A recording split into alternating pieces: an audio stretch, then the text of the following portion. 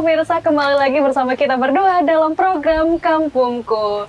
Nah Yohan, saat ini kita sudah menyusuri hampir puluhan desa yang ada di wilayah Sumatera Selatan, bahkan hampir ratusan nih. Mulai dari kreativitasnya, keunikannya, UMKM-nya, dan juga berbagai macam potensi yang ada di wilayah Sumatera Selatan sengaja TVRI hadirkan untuk pemirsa di rumah. Iya, apalagi di daerah Sumsel ini banyak sekali desa, ada sekitar 3.000 desa, dan baru beberapa saja yang kami ekspos. Nah itulah gunanya program dari Kampungku ini untuk mengekspos desa-desa yang tentunya memiliki potensi di daerah Sumatera Selatan.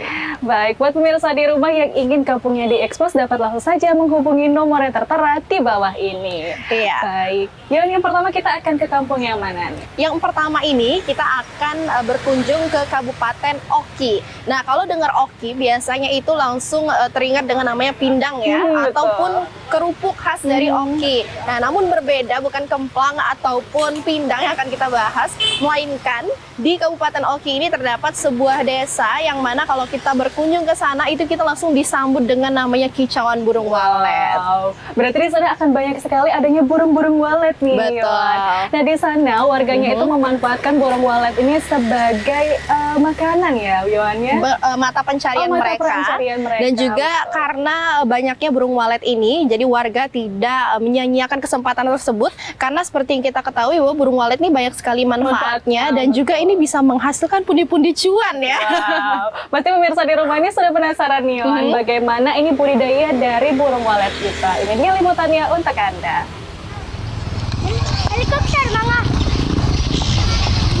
Pemirsa setia TVRI, kali ini tim Kampungku berkunjung ke wilayah pesisir perairan menuju salah satu desa terujung di Kabupaten Ogan Komering Ilir, yaitu Desa Somor, Kecamatan Cengal. Menuju Desa Somor ini cukup melelahkan, karena Desa Somor hanya bisa ditempuh melalui jalur sungai.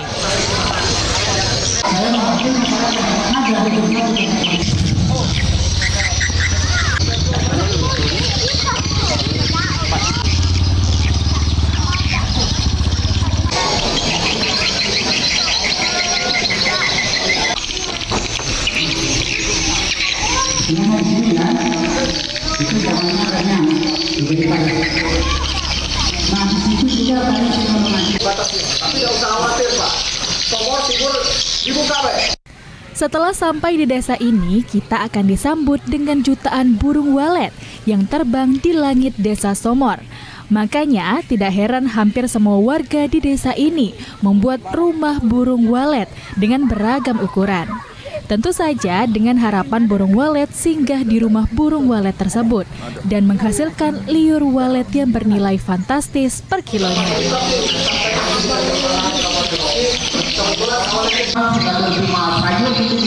Di sini Pak, lagi peran sana itu. Kalau aku cerita panjang, saya itu sering Pak memikirkan. Berbagai upaya warga menarik burung walet untuk singgah di rumah burung walet yang telah dibangun warga. Salah satunya dengan suara yang menyerupai suara burung walet. Di sumur ini awalnya itu tahun 1928 baru ada pimpinan. 1928 baru diadakan ketua atas. 1942 baru diadakan kriok. Nah, asalnya. Nah, sampai sekarang kriok diganti lagi kades kan. Sudah 8 pimpinan kami di sini.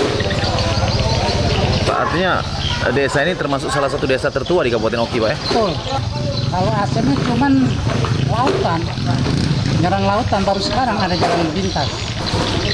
Artinya melalui akses sungai, Pak ya? Ya, sungai, lautan. Tidak semua rumah sangkar burung walet disinggahi burung walet.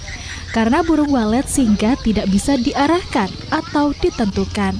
Burung walet akan singgah sesuai kemauan mereka sendiri.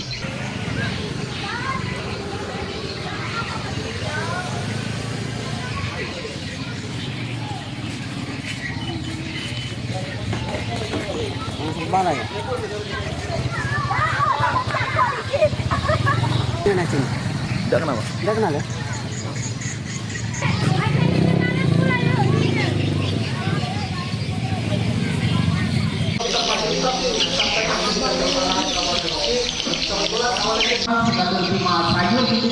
Di sini Pak, jual lagi. Desa Somor yang dikenal sebagai surga burung walet juga merupakan salah satu desa tertua di bumi Bende Seguguk Desa dan telah ada sejak zaman kolonial Belanda.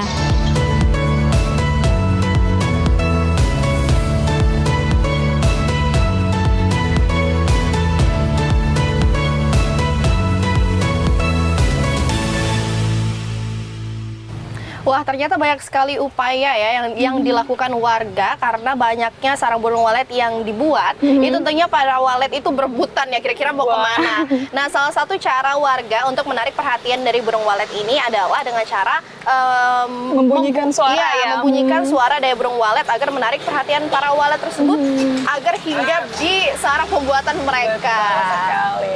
Oh, selanjutnya kita akan ke Kabupaten Lahat nih, Yohan. Di Kabupaten Lahat ini ada ikan yang serupa dengan ikan salai nih, Yohan. Ikannya ini biasanya kalau ikannya itu dibudidaya, kalau ini ikannya itu ikan endemik yang ada di daerah tersebut nih, Iya, Yohan. kalau biasanya kita mau beli ikan salai itu nggak jauh-jauh dari ikan lele, ikan nila atau ikan gabus ya. Namun kalau di daerah Lahat ini mereka menggunakan ikan yang dihasilkan dari Sungai Lematang. Jadi memang ikannya itu ikan khas dari daerah Lahat. Mungkin di Palembang nggak ada kali ya, karena memang adanya di Sungai Lematang. Betul, betul sekali. Kira-kira pasti pemirsa di rumah sudah penasaran bagaimana sih ikan endemik yang ada di Kabupaten Lahat? Ini dia liputannya untuk Anda.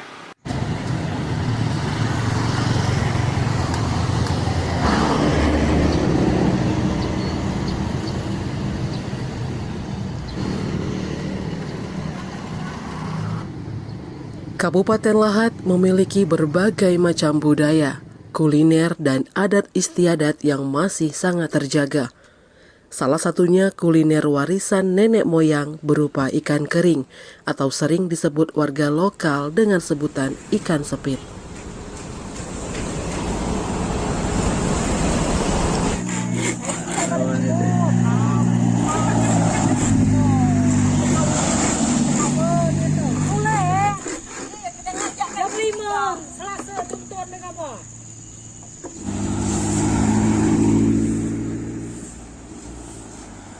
Memiliki kontur berbukit dengan arus sungai Lematang yang membentang di sepanjang Kecamatan Pulau Pinang, di jalan lintas Lahat Pagar Alam, tepatnya di Desa Tanjung Siri, Kecamatan Pulau Pinang, Kabupaten Lahat, berjejer penjual ikan sepit.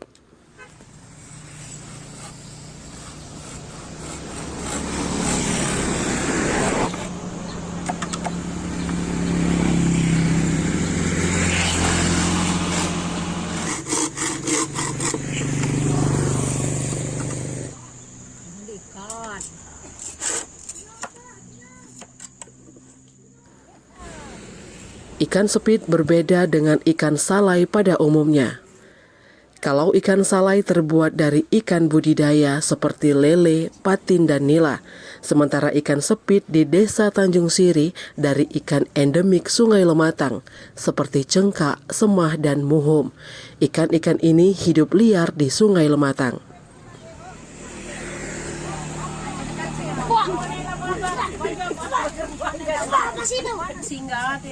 Oh itu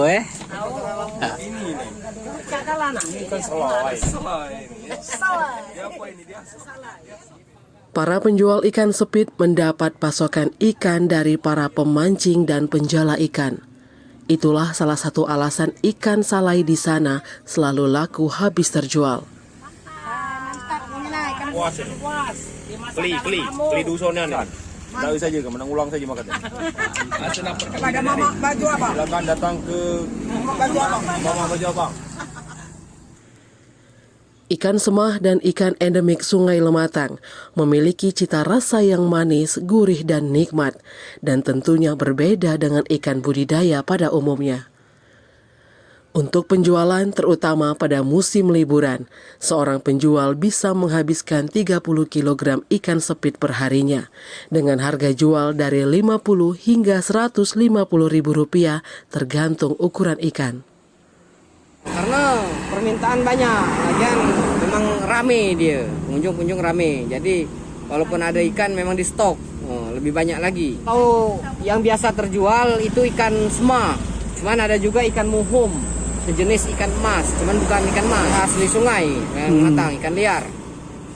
Jadi memang rasanya berbeda Pak ya? Beda rasa, beda harga dia. Kalau yang semah dia agak lebih mahal karena rasanya lebih enak, lebih gurih. Setelah itu langka. Kalau ikannya biasanya tiap hari habis, tergantung pembakaran. Jadi sehari bisa-bisa 20 kilo, 30 kilo. Sementara itu diakui Rikiansah, pengunjung dari Kota Pagar Alam. Setiap mereka melintas selalu menyempatkan diri untuk menikmati kuliner ikan di sana. Tidak hanya ikan sepit, di sana juga ada ikan yang dimasak dalam bambu yang memiliki cita rasa yang enak. Dengan adanya wisata kuliner di jalan lintas antara Pagar Alam menuju Lahat ini, di Bapak ini, saudara saya ini dengan warung yang julukannya ini warung Mamang Baju Abang ini. Nah, dia ini jual ikan salai. Kalau di Kota Lahat ini jenis ikan semah ini. Dengan adanya ikan ini, bagi para pengunjung yang belum pernah merasakan ikan ini khusus asli ini, khas dari ikan Sungai Lematang, susah nyarinya. Jadi karena ini udah disalah, jadi ikannya jadi awet. Jadi ketika pengunjung datang ke Pagar Alam maupun ke Lahat, mau menikmati khas ikan semah ini sudah ada ini, karena sudah disalah. Target para penjual ikan sepit memang para pengunjung yang melintas di jalan lintas itu. Sehingga wisata kuliner di Desa Tanjung Siri selalu hidup dan dapat mendatangkan pundi-pundi rupiah bagi para warganya.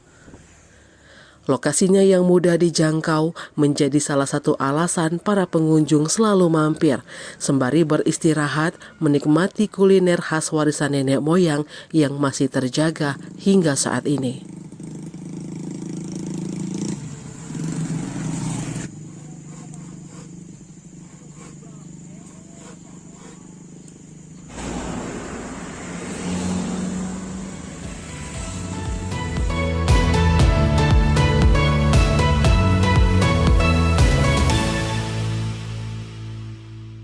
Wah, nama-nama ikannya tadi aku pribadi belum pernah dengar.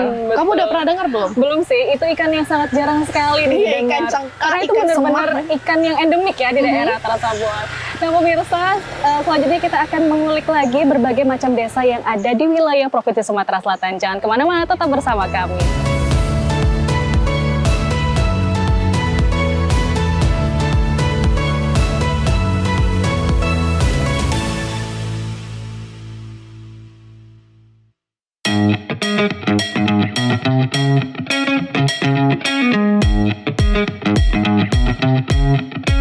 Saat beraktivitas, jangan lupa untuk memakai double masker. Pusat Pengendalian dan Pencegahan Penyakit Amerika Serikat (CDC) mengatakan, Masker double bisa efektif dalam mencegah penularan COVID-19.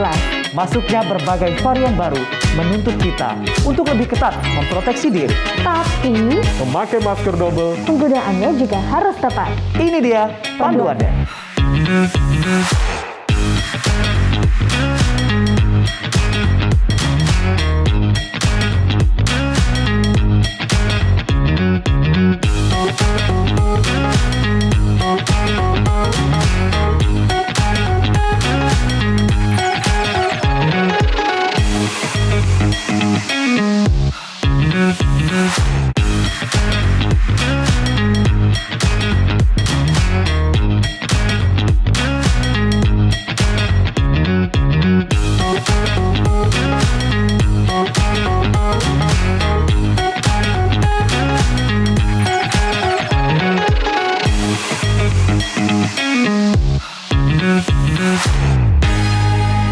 Di masa-masa pandemi kayak gini, jangan lupa untuk rajin cuci tangan ya, Pak.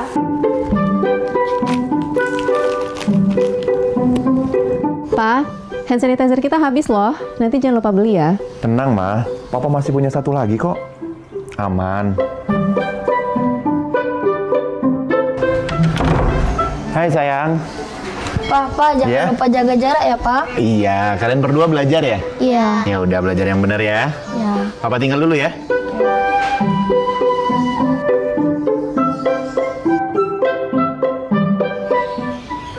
kan Pak, anaknya udah ingetin jaga jarak, maskernya juga jangan lupa dipakai dong. Makasih ya, Ma.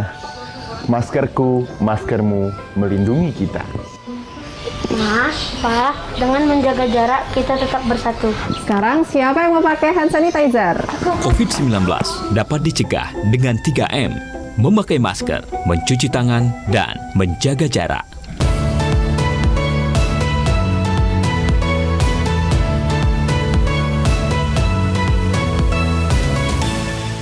Terima kasih pemirsa, Anda masih bersama kami dalam program Kampungku. Nah Yohan, selanjutnya kita akan ke Kabupaten Empat Lawang nih. Di Kabupaten Empat Lawang ini kan terkenal dengan banyaknya sekali durian. Nah sayangnya durian ini kan karena banyaknya seringkali terjadinya limbah, yaitu limbah dari kulit dan juga bijinya. Nah tapi dimanfaatkan oleh masyarakat sekitar untuk membuat selai dan juga tepung nih Yohan. Iya, karena masyarakat yang berasal dari Sumsel maupun dari luar Sumsel kalau berkunjung ke Empat Lawang ini pasti akan membeli durian dan juga lempok ya. Tentunya itu berbahan dasar dari durian. Sehingga banyak sekali limbah yang dihasilkan dan warga akhirnya berinovasi menghasilkan tepung dan juga selai yang berasal dari kulit dan juga biji durian. Betul. Nah kalau misalnya kita mikirnya kulit dan biji itu pasti dibuang. Tapi ini hebat banget ya, bisa jadi selai dan juga tepung. Betul. Nah kira-kira bagaimana proses pembuatan dari limbah sampai bisa menghasilkan sesuatu yang bernilai? Langsung saja ini dia liputannya untuk Anda.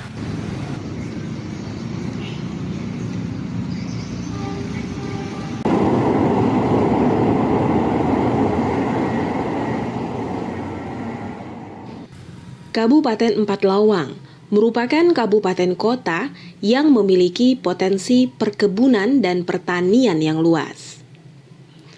Salah satu potensi pertanian yang sudah tidak diragukan lagi adalah potensi buah durian.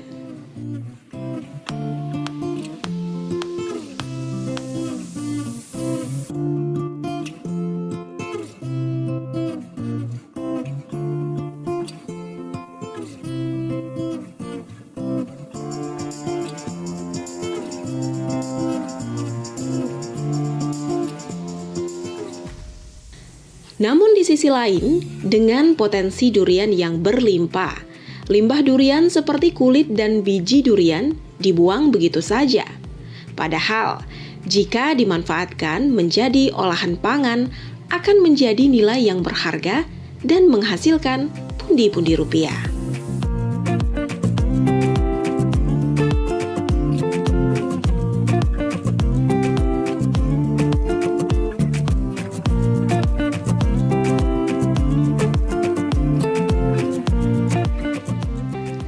Saat ini, pemanfaatan limbah durian menjadi bahan olahan pangan terus disosialisasikan oleh pemerintah setempat bagi para pelaku UMKM di Empat Lawang, agar pelaku UMKM dapat melakukan inovasi dan menghasilkan pundi-pundi uang dari limbah durian.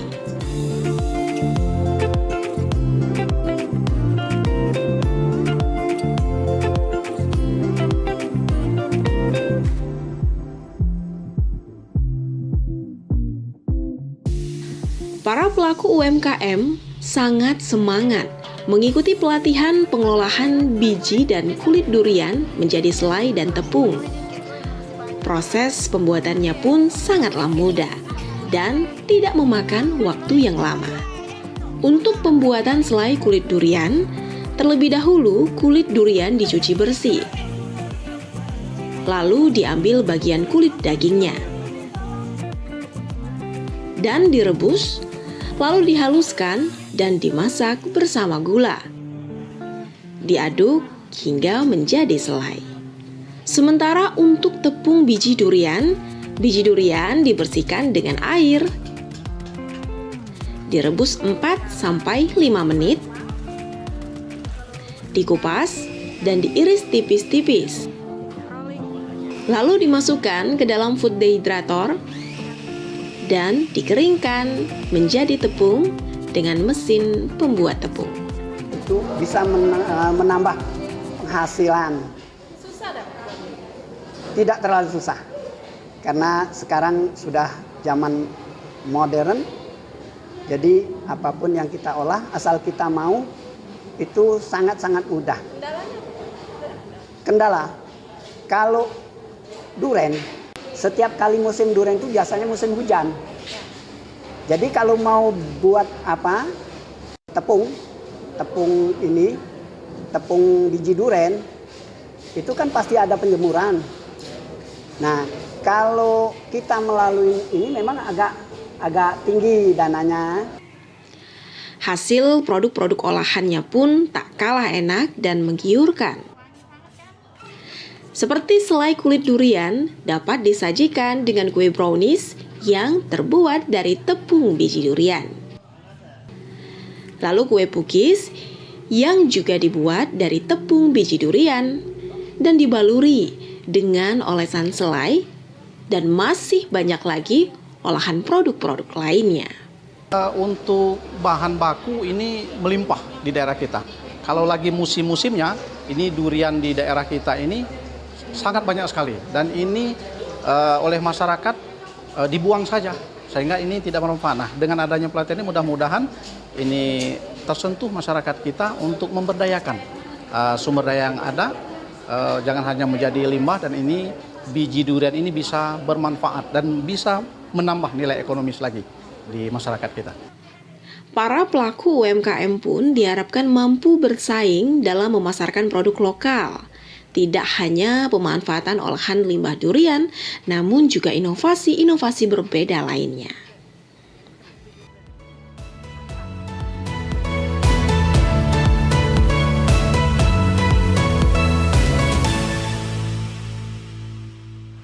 Wah, Yohan, ternyata banyak sekali ya inovasi yang dilakukan oleh masyarakat sekitar. Selain juga untuk menunjang perekonomian warga sekitar, juga kreativitas warga sekitar ini selalu ditingkatkan nih, Yohan. Iya, dan akhirnya warga yang berkunjung ke daerah Empat Lawang ini selain membeli durian dan juga lempok, ini bisa juga nih beli tepung dan juga selai. Tapi harus dibilang ya, ini dihasilkan dari biji durian, biar makin penasaran, jadi kan makin beli. Biasanya kan kita kalau penasaran makin kita pengen beli ya.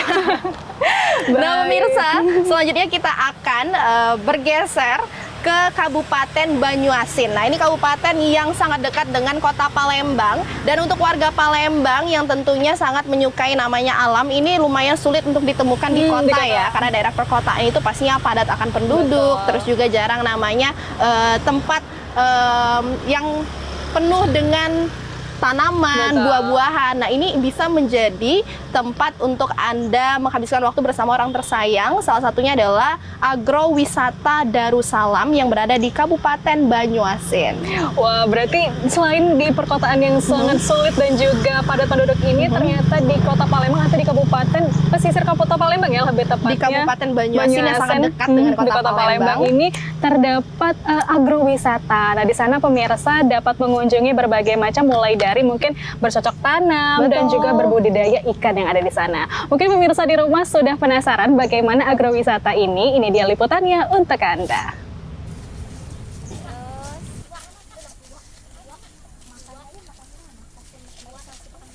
Tak jauh dari kota Palembang, tepatnya di Kelurahan Rawamaju, Kabupaten Banyuasin. Di sini memiliki berbagai macam wisata dan UMKM yang unggul.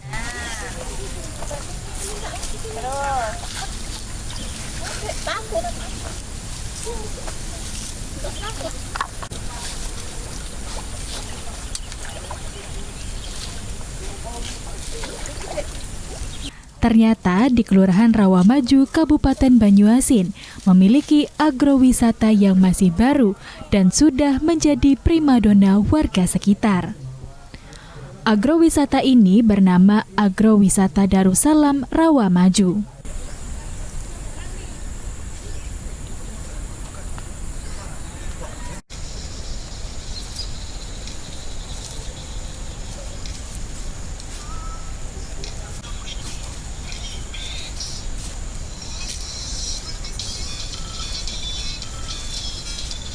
Agrowisata Darussalam Rawamaju ini sedang dalam tahap pengembangan.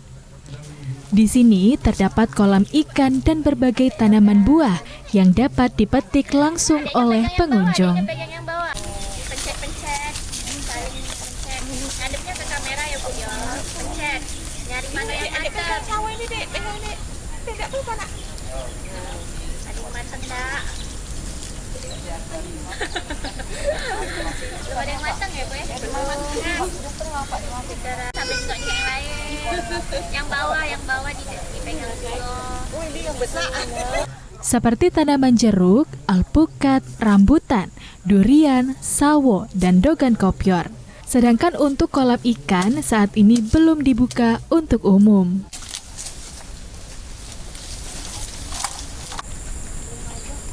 Duduk di pondok kayak gitu.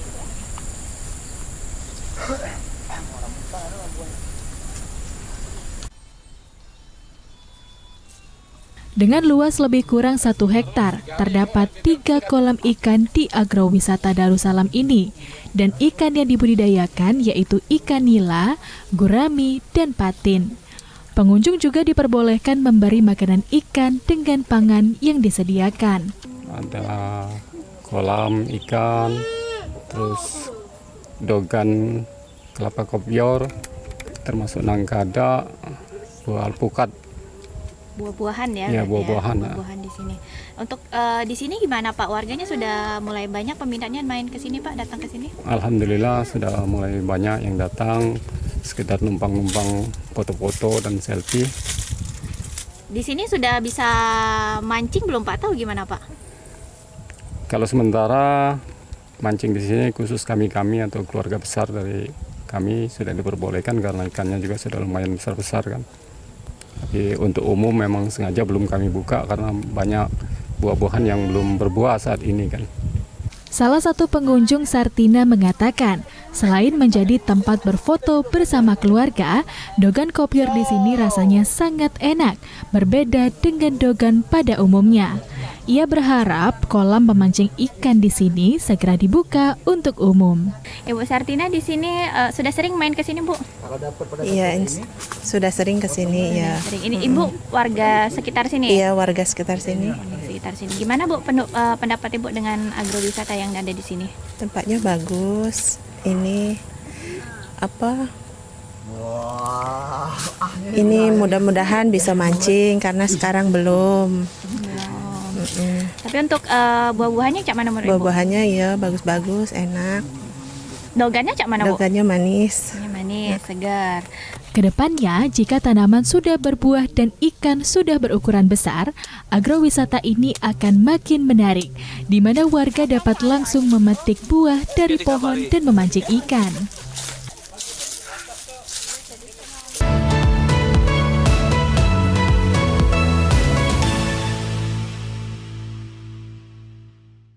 Wah, tentunya ini sangat tepat sekali ya mengajak anak-anak karena memberitahu edukasi tentang ikan, tanaman, buah-buahan ini tentunya bernilai edukasi sekali. Jadi ini sangat cocok sekali kita kunjungi bersama keluarga.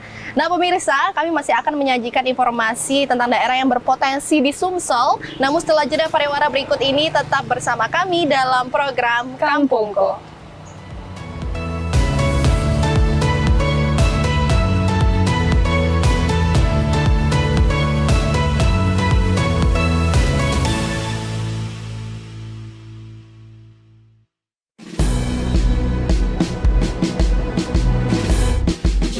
Hari dengan 3 wajib, wajib iman, wajib aman, wajib imun.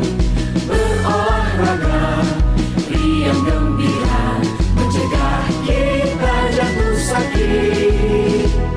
Makanan bergizi tiap hari, tidur cukup itu pasti. Dan janganlah panik, berdoa tiada henti. Wajib iman, aman, imun. Pakailah maskermu, jagalah jarakmu, cuci tanganmu selalu.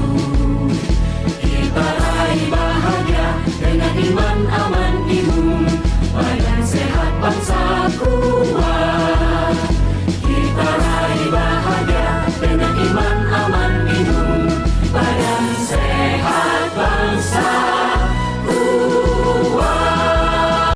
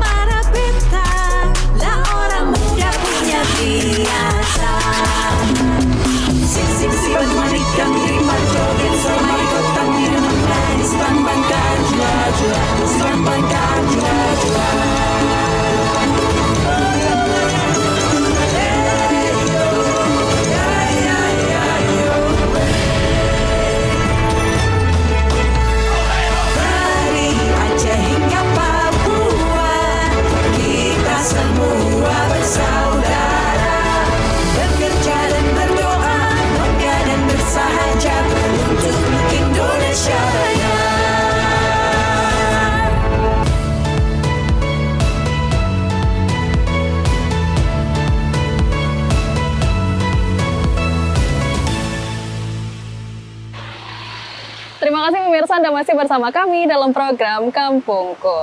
Ya pemirsa, selanjutnya kita akan berkunjung ke Kabupaten Muara Enim. Nah, seperti yang kita ketahui bahwa Kabupaten Muara Enim ini memiliki banyak sekali potensi, yaitu potensi akan durian, terus juga kopi-kopiannya, dan juga ada banyak sekali potensi alam yang dihasilkan dari Kabupaten Muara Enim tersebut. Betul sekali nih, Nah biasanya kan kalau orang perdesaan itu mayoritas masyarakatnya ini sebagai petani, bercocok tanam dan juga sebagainya. Kalau di Kabupaten Muara Enim, khususnya di Muara Lawai ini, terdapat salah satu destinasi wisata air, yaitu Danau Cucuhok ya. Itu namanya kayak nama kayak Chinese gitu ya. Desa Cucuhok. Nah, kira-kira Danau Cucuhok ini apakah danau yang memang dibuat oleh warga sekitar ataukah memang danau alami yang berasal dari Kabupaten Muara Enim? Langsung saja ini dia liputannya untuk Anda.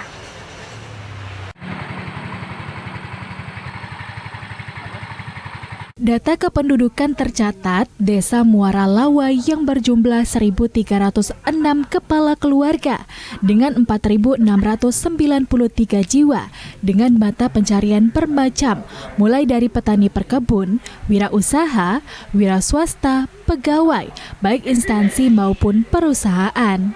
Sebagian besar masyarakat bermata pencarian petani, pekebun, nelayan, dan lainnya.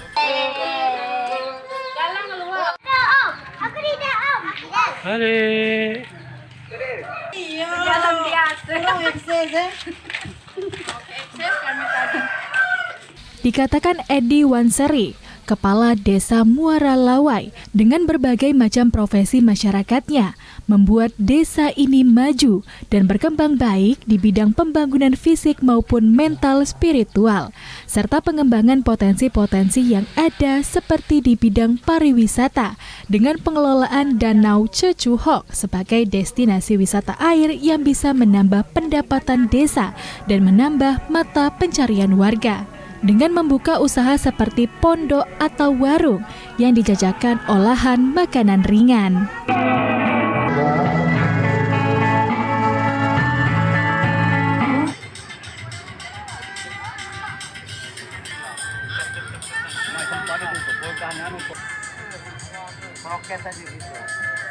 Kalau rata-rata merlawai ini lah.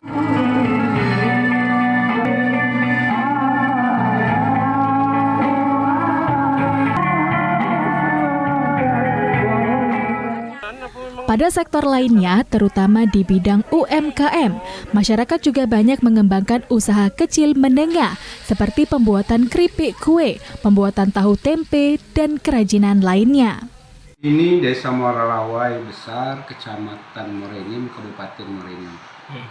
Untuk data kependudukan sendiri ada berapa?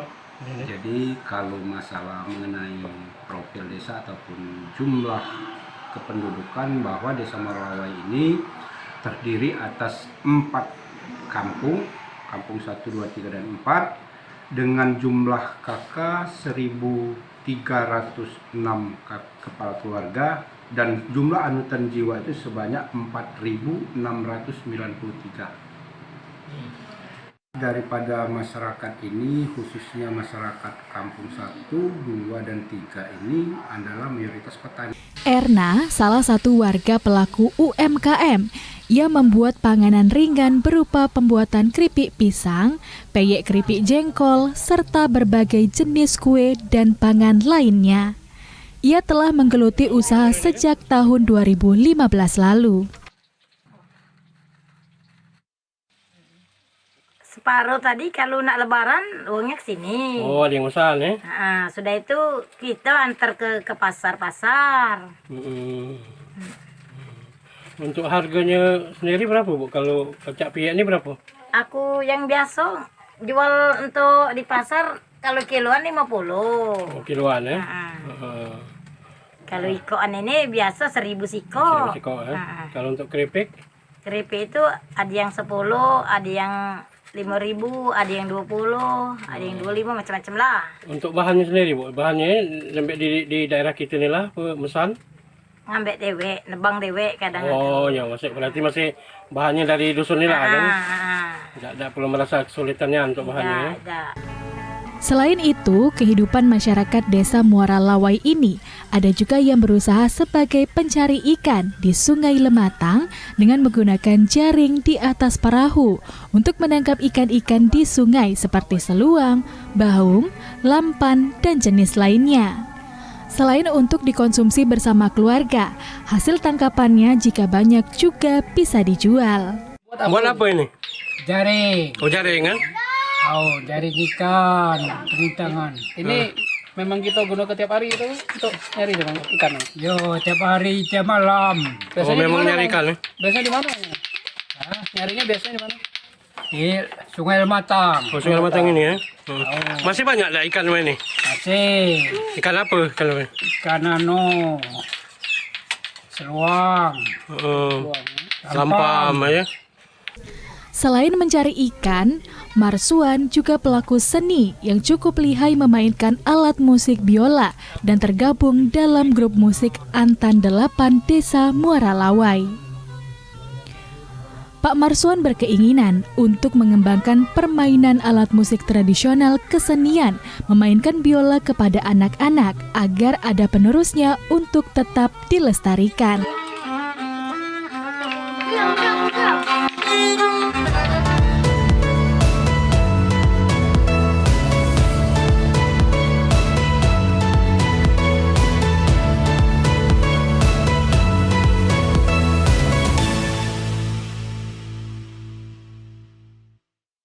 Wah, ternyata danaunya bagus sekali ya. Jadi kalau misalnya kita ke Kabupaten Muara Enim, kita bisa beli durian dan juga kopi dan menikmatinya di Danau Cecuhok tersebut. Betul sekali, Neon. Nah, selanjutnya kita akan beralih ke Kota Palembang. Kalau kita sudah membahas berbagai macam kabupaten, tak lengkap rasanya kalau tidak membahas Kota Palembang.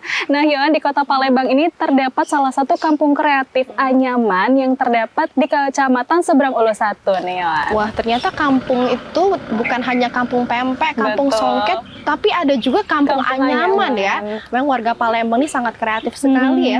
Kira-kira apa saja yang dihasilkan oleh warga sekitar yang tinggal di kampung anyaman tersebut? Langsung saja ini dia liputannya untuk Anda.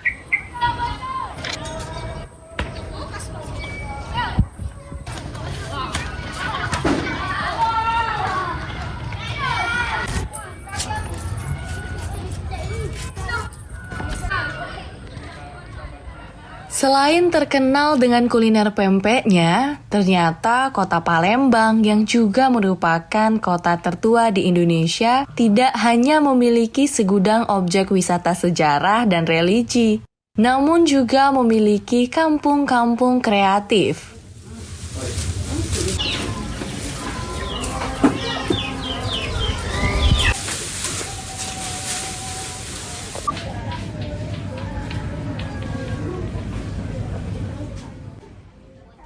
Salah satunya adalah Kampung Wisata Anyaman. Kampung Wisata Anyaman ini sendiri terletak di sekitaran tepian Sungai Musi. Di laut ya? Dari sini lurus Bayu ya? Iya.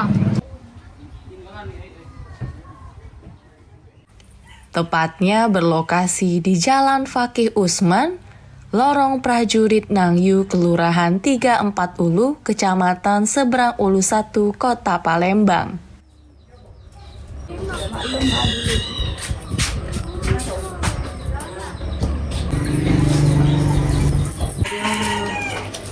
Ada di Tampa, jamur kelempang, yang jadi sultan, rokok.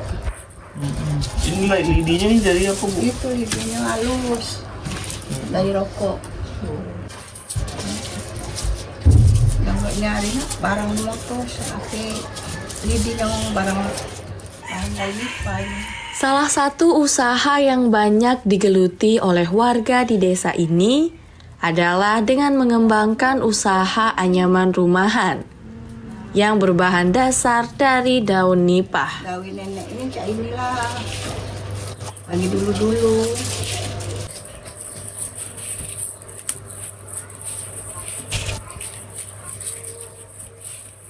Usaha ini sendiri telah berlangsung secara turun-menurun dan terus dilestarikan sejak tahun 1975. Ini kemana kan? pecel lele aku jual tuh. Bahan baku daun nipah ini sendiri berasal dari daerah Jalur yang dijual per ikatnya hanya Rp5.200 saja. Sejak kapan nenek nganyam anyaman ini di desa ini? Lama juga lah. Sampailah tahun 75 terus sampai cak ini hari nganyam. Belum pacak belajar nganyam ini dulu tuh, masih ngocek.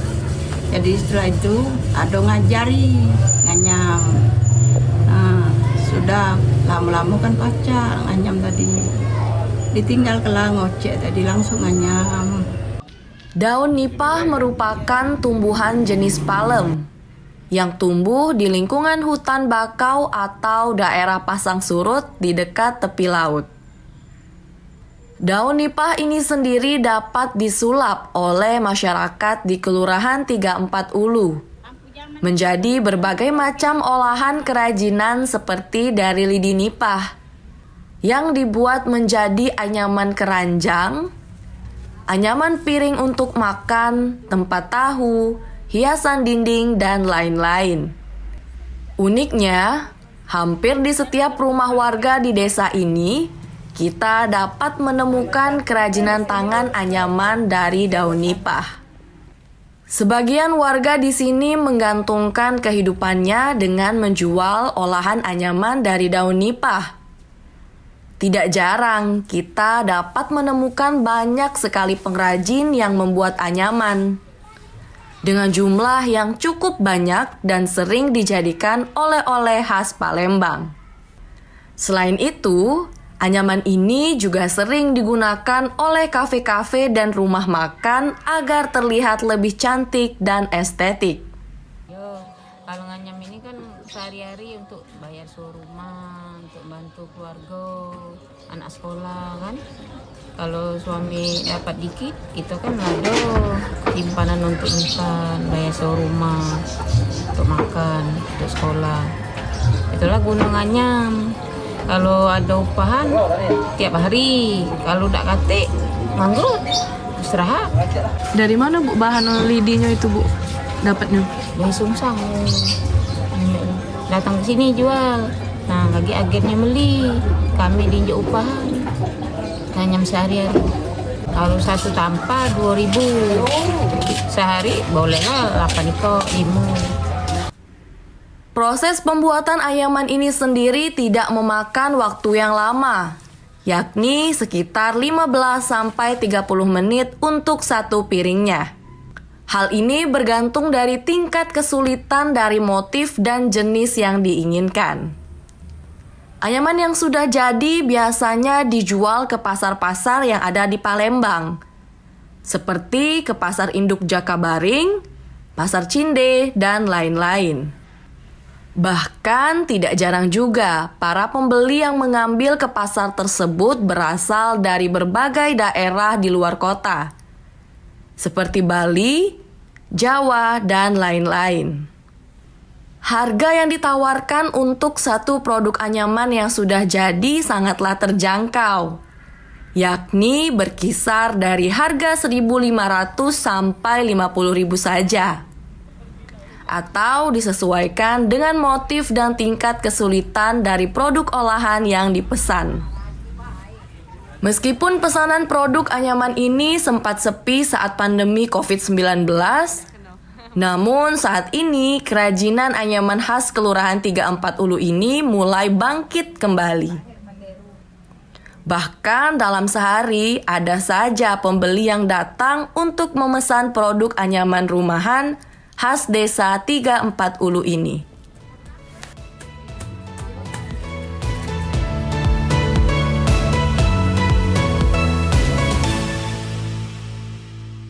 Nah Yohan, ternyata di Kampung Anyaman ini berasal dari daun nipah nih Yohan. Jadi anyaman yang dibuat dari daun nipah. Memang daun nipah ini kita sudah tahu ya, memang kekuatannya itu sudah teruji ya? Sudah teruji karena seringkali ada beberapa masyarakat yang menggunakan daun ipah ini sebagai atap juga. Wah, dan juga ternyata ini produksinya ini langsung dijual ke Pasar Cinde dan juga Jakabareng nih, Wah, keren sekali ya. Betul. Siapa tahu ini dijual juga keluar kota Palembang ya. Sebagai potensi yang lebih luar biasa nih ya, Yohan. Iya. Nah, pemirsa, kami masih akan menyajikan informasi tentang daerah yang berpotensi tentunya. Namun setelah jeda pariwara berikut ini, tetap bersama kami dalam program Kampungku.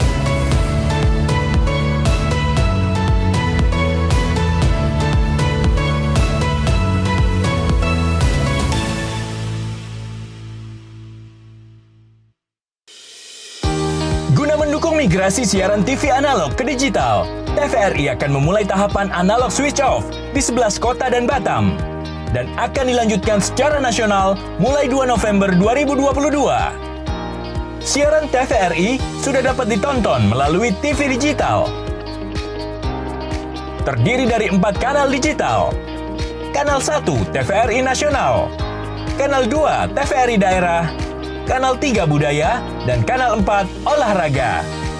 Siaran TV digital dapat dinikmati dari televisi yang telah dilengkapi perangkat digital atau dengan televisi lama menggunakan set-top box.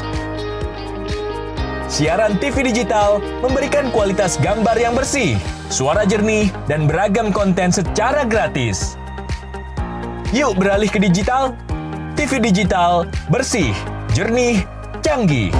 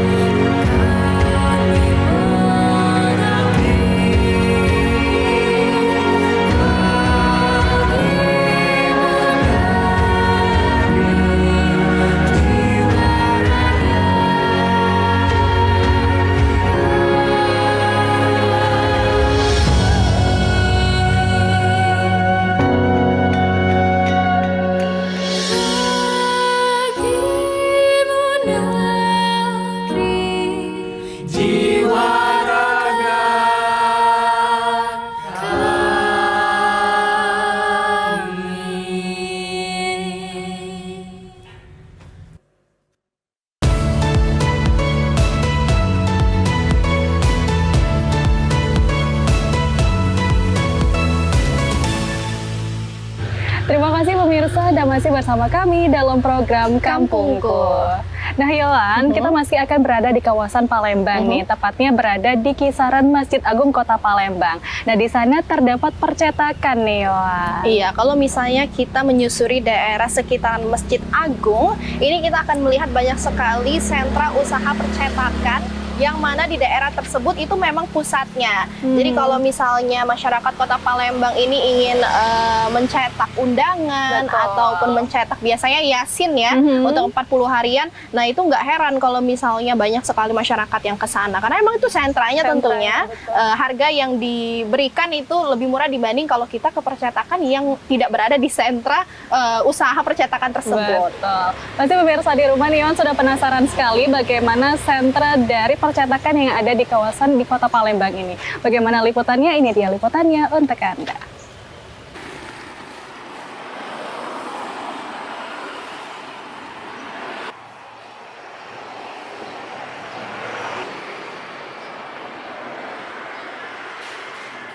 Kawasan Masjid Agung Sultan Mahmud Badarudin Jayawikramo tak hanya menjadi salah satu destinasi wisata khas dari Kota Palembang.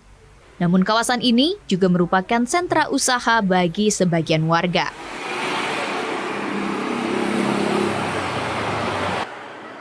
Dari tahun 90. Tak hanya usaha dari sektor kuliner, namun kawasan ini juga dikenal sebagai pusat usaha percetakan yang ada di Kota Palembang.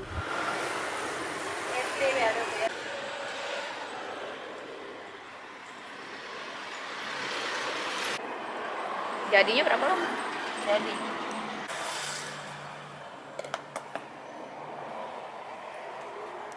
Ibu sekarang nih. Di sepanjang kawasan ini terlihat puluhan kios berjajar, menawarkan beragam jasa cetak yang mereka miliki.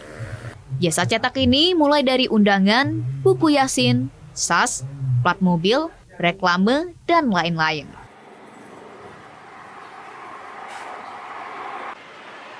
Berarti usaha turun-temurun? Dia dulu. Dia yang ibu FD-nya di sini, dia yang ahli yang ini.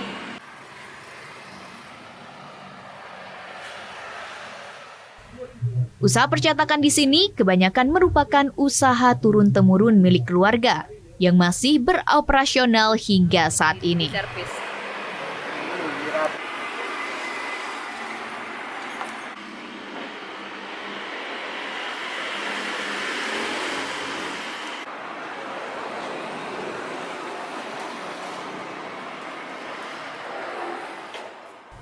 Salah seorang pemilik usaha percetakan di kawasan ini ialah Abbas. Abbas sudah memulai usaha percetakan sejak tahun 1980-an. Awalnya, pusat dari usaha percetakan ini berada di sekitaran Jalan Jenderal Sudirman. Seiring perkembangan waktu, para pemilik usaha percetakan ini bergeser membuka kios di sekitaran kawasan pemukiman, tepatnya di Jalan Ci Agung Kimas atau di seberang Masjid Agung Palembang. Dulu kan ini perkampungan penduduk, kantung penduduk. Jadi setelah kebakaran di sini kan, ini jadi tidak seluruh rumah di sini dibangun. Ada yang dibangun, ada yang tidak. Nah, di kawasan ini karena dia banyak tanah kosong kan, jadi uang-uang percetakan ini dari seberang sana, dari depan penuntun. Dulu kan di sana, kawasan yang banyak itu kan. Nah, begitu di sana dilarang, tidak boleh di depan-depan toko kan. Maka banyaklah pindah ke sini. Karena kawasan sudah sepi, para pelanggan-pelanggan reklame kan banyak ke sini. Nah, uang tahunya di sini sekarang. Nah, sampai sekarang ini semakin banyak dia. Semoga saja keberadaan usaha percetakan ini dapat terus digeliatkan ke depannya dan diharapkan dapat terus ada dan tetap berkembang.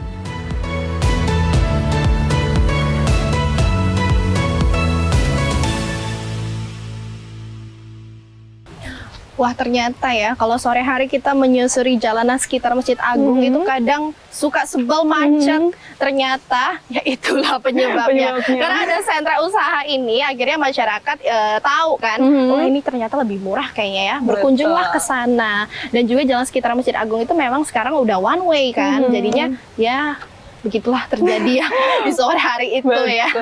Nah, tapi sebenarnya pada awalnya itu mereka membuka usahanya di sekitaran Jalan Jenderal Sudirman, namun direlokasikan ke daerah sekitaran Masjid Agung. Betul sekali nih, Yon. Nah, selanjutnya nih, Yon, kita akan beralih ke Kabupaten Ogan Ilir, tepatnya itu berada di Tanjung Dayang. Nah, di sini desanya ini terkenal sebagai desa yang religius nih, Yon. Tak hayal kalau misalnya di sana banyak kita temui pesantren-pesantren nih, Yon. Iya. Nah, karena banyaknya masyarakat yang tentunya mayoritas beragama Muslim, di sana terdapat sebuah rumah ibadah masjid bernama Jamiatul Ihsan, dan uniknya masjid ini memiliki kegiatan rutin yaitu haul, yang mana haul sendiri itu berarti tahun ya. Kalau orang meninggal, kita biasanya membacakan Yasin, ya, membuatkan ya berdoa bersama, cara untuk berdoa bersama. Nah, ini dilakukan masyarakat sekitar untuk para masyarakat yang tinggal di daerah desa Tanjung Dayang.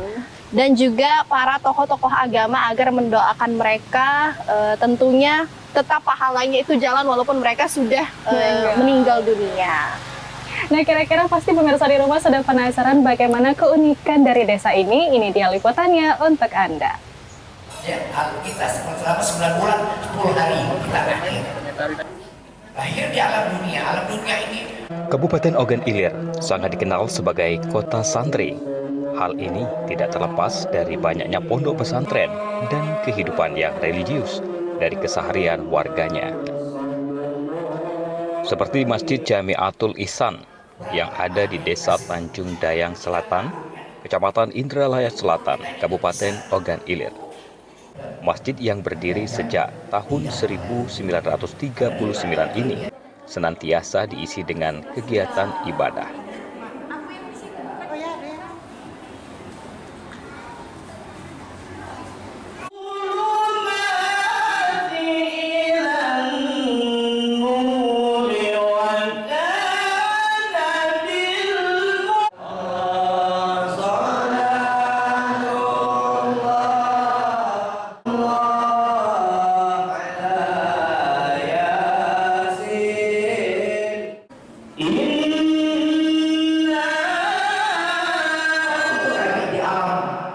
Di pada asal itu tadi, ya. 10 kelompok yang celaka, 10 kelompok yang selamat. Selain sebagai tempat menjalankan ibadah sholat di rumah berjamaah, Masjid Jamiatul Ihsan sering digunakan warga untuk kegiatan ibadah lain seperti pengajian, belajar mengajar Al-Quran, dan pelaksanaan doa-doa untuk orang yang telah meninggal atau yang sering disebut haul. Alhamdulillah, Masjid Jamiatul Ihsan Desa Tanjung Dayang Selatan ini berdiri tahun 1939 dan alhamdulillah sudah melakukan beberapa kali renovasi, dan renovasi terakhir tahun 2014 dan sampai sekarang. Kegiatan ibadah apa saja yang sering dilakukan di sini? Selain dari sholat 5 waktu, di sini juga tempat pengajian ibu-ibu majelis taklim, dan juga biasa digunakan anak-anak untuk belajar TPA atau madrasah diniyah, dan juga yang baru saja kita laksanakan itulah peringatan haul antara salah satu pembina majelis taklim di Desa Tanjung Dayang Selatan ini. Tradisi haul ini sudah lama dilakukan oleh warga Ogan Ilir. Kata haul sendiri yang berarti tahun, yakni merupakan tradisi peringatan kematian seseorang yang diadakan setahun sekali dengan tujuan mendoakan ahli kubur agar semua amal ibadah yang dilakukannya diterima oleh Allah Subhanahu wa Ta'ala, sekaligus mengenang keteladanan semasa hidup seorang tokoh agama atau tokoh masyarakat yang diperingati. Kumpulkan semua umat dan mereka. Nabi Muhammad SAW ini banyak mengajarkan kepada kita amalan-amalan untuk menghadapi kehidupan yang sulit, yaitu beliau mengajarkan kita satu untuk terus jaga silaturahmi, yang kedua mari kita menjadi orang yang gemar bersedekah, kemudian yang ketiga mari kita memperbanyak istighfar dan sholawat kepada Nabi Muhammad SAW. Insya Allah 4 resep dari Nabi Muhammad ini kalau kita lakukan, kita jaga silaturahmi, kemudian kita rajin bersedekah, kemudian kita rajin banyak istighfar, rajin banyak sholawat, insya Allah kehidupan yang sulit akan kita jalani dengan gampang dan kehidupan kita akan nyaman, tenang, sentosa insyaallah. Amin. Tradisi haul dengan tujuan mendoakan ahli kubur juga sebagai pengingat akan sementaranya kehidupan kita di dunia. Selain itu, juga dapat menjadi momen silaturahmi. Jika haul itu orang tua, maka menjadi silaturahmi anak dan keluarga. Namun, jika haul itu untuk tokoh ulama dan tokoh masyarakat, maka akan menjadi silaturahmi antar anggota jamaah dan warga.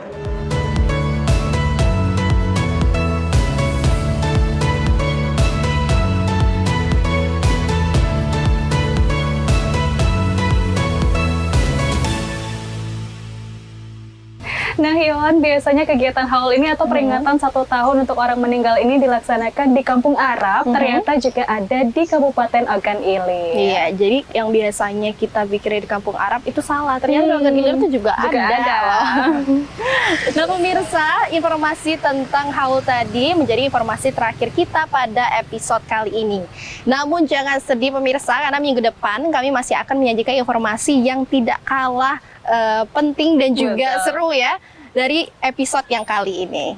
Baik, akhir kata saya Nadila Zakira dan juga Yohan Nuzmir pamit undur diri. Namun kami ingatkan kembali untuk pemirsa di rumah yang ingin kampungnya kami ekspos, bisa langsung menghubungi nomor yang tertera di bawah ini. Sekian dari kami, sampai jumpa.